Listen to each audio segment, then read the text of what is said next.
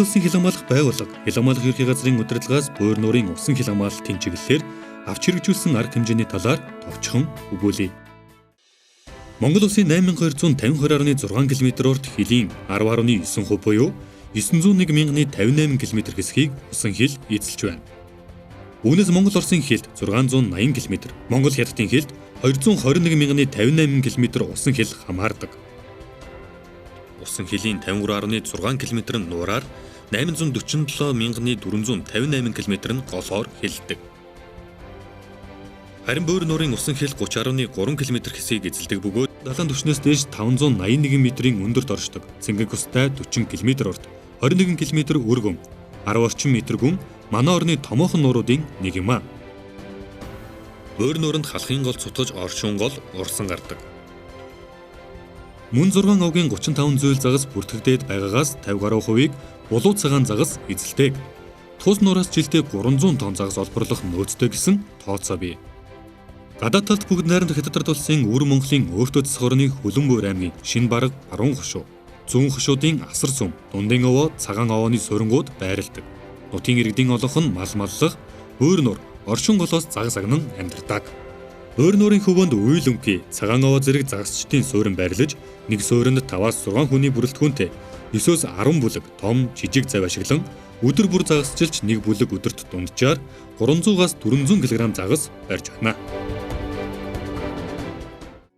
Хилийн 306 дугаар ангийн хариуцсан хэсэгт Дорнод аймгийн Халах гол сумын Ялалт багийн буурийн цех барилж 41 өрхийн 200 гаруй хүн амьдарч 8600 гаруй тоо толгой мал нутаглан тухайн орон нутгийн иргэд мал аж ахуй, загас агнуурын үйл ажиллагаа явуулдаг гэсэн тоон судалгаа бий. Буур нуурын эргийн дагуу зуны улиралд буурийн толио, Тэмүка, Буур Трэвэл, Буур Линк, Дэлгэр, Долоонод зэрэг амралтын баазууд байрлан амралт аялал жуулчлалын үйл ажиллагаа явуулдаг байна. Сүүлийн жилүүдэд аялагч амрагчдын тоо энэ чиглэлд эрс өсөх хандлагатай байгаа юм а.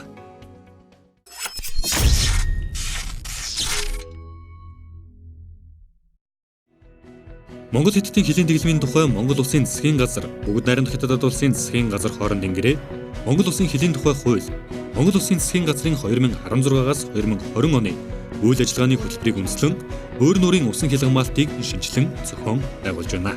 Монгол Улсын засгийн газрын 2016-аас 2020 оны үйл ажиллагааны хөтөлбөрийг хэрэгжүүлэх арга хэмжээний төлөвлөгөөний 5.4.13-д хууль зүйн салбарын байгууллагуудын хүний нөөц, техник тоног төхөөрөмж, дэд бүтцийг шинжилэн хуульд заасан үргээ стандартын дагуу хэрэгжүүлэх боломжийг өргөдүүлнэ. Улсын хил хамгаалтын техник хангамжийг шинжлэх, улсын хилийн аюулгүй байдлыг бүрэн хангаж чадахыг сайжруулна гэж тус заасан байдаг.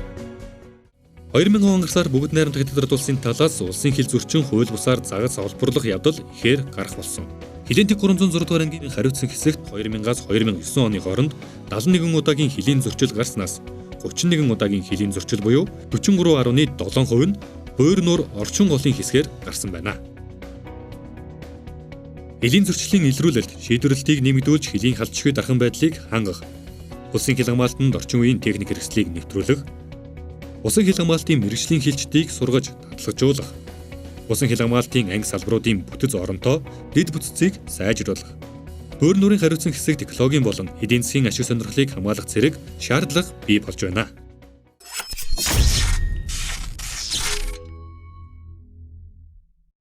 Хил хамгаалах байгууллагын удирдлагаас дээрх нөхцөл байдал дүгнэлт хийж усан хил хамгаалтыг боловсронгуй болгох, орчин үеийн техник хэрэгслийг хил хамгаалтанд ашиглах цог цараг хэмжээг авч хэрэгжүүлж эхэлсэн юм а. Өөрийн ставын цэргийн байрыг бүрэн засварлаж, дэд бүтэц орон тоог нь шинжилэн, цэргийн гэрээ талбанд 2019 оны 7 дугаар сараас эхлэн шилжүүлсэн. Хөгжингүй усан хил хамгаалах байгууллагуудын хэрэглэж байгаа хөнгөн хөлгүүдийг судалж 2018 онд худалдан авч албанд туршилтын журмаар ашиглахад манай нөхцөлд тохиромжтой гэсэн дүгнэлтэд хүрсэн юм а. Ингээд улсын төсвийн 1 тэрбум төгрөгийн хөрөнгө оруулалтаар усан хил хамгаалтын 4 төрлийн техникээр хангаж, эрэлтүүлэг, хяналтын цамхаг, усан зогсоолын инженерийн байгууламж, албаны нохойн хотхон, хөнгөн хөлөг, тусгай зориултын техник хэрэгслийн байрыг шинээр байгууллаа.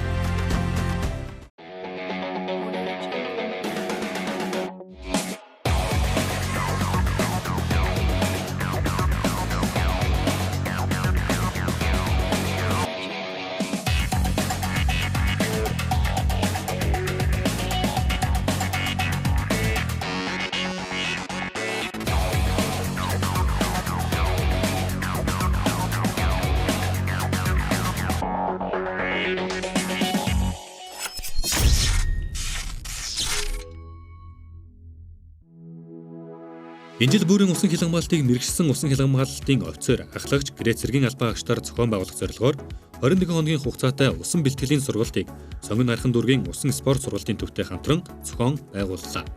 Жил бүр хөнгөн хөлөг, тусгай зориултын техник хэрэгслийн жолооч, техникийн мэргэжилтэн бэлтгэх, бөөр нуурын хэсэгт усан бэлтгэлийн сургалтуудыг үе шаттайгаар зохион байгуулах, усан хил хамгаалтын арга, тактик, аюулгүй ажиллагааны сургалт дадлагуудыг удаадараа зохион байгуулснаар мэргэжлийн болсон хүчнийг илүү чадахжуулж, мэргэжлийн хэмжээнд үүрэг гүйцэтгэх боломжийг бүрдүүллээ.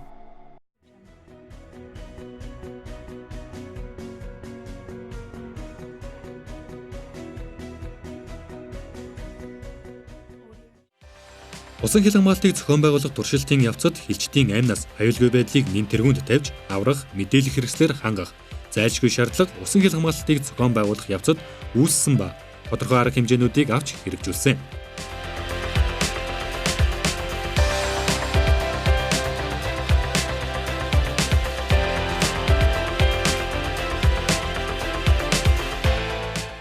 Бөөр нуурын хариуцсан хэсэг зөвхөн хилчдийн аюулгүй байдлыг хангаа зогсохгүй, орон нутгийн иргэд аялагчдын аюулгүй байдлыг сахиулж байгаа юм а.